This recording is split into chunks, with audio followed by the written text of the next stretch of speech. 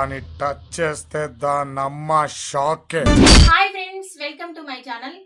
NTR Neel combination లో తెరకెక్కుతున్న సినిమా డ్రాగన్. ఈ సినిమా షూటింగ్ శరవేగంగా జరుగుతోంది.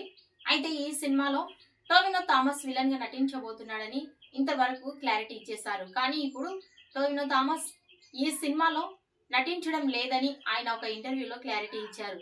తనకు డేట్స్ ఖాళీ లేనందువల్లనే ఆయన రిజెక్ట్ చేసినట్లుగా తెలుస్తోంది.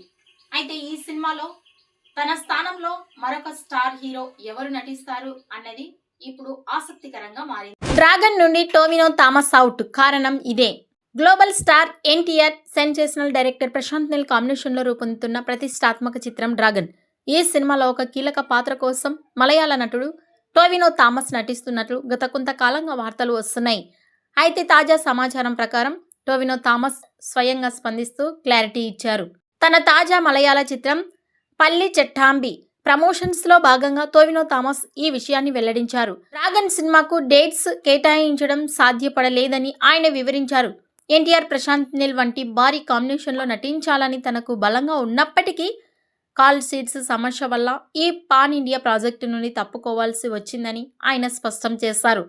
ఆయన తప్పుకోవడంతో ఆ పాత్రలో ఎవరు నటిస్తారనేది ఆసక్తికరంగా మారింది. ఈ వీడియోపై మీ అభిప్రాయాన్ని కామెంట్స్ రూపంలో తెలియజేయండి.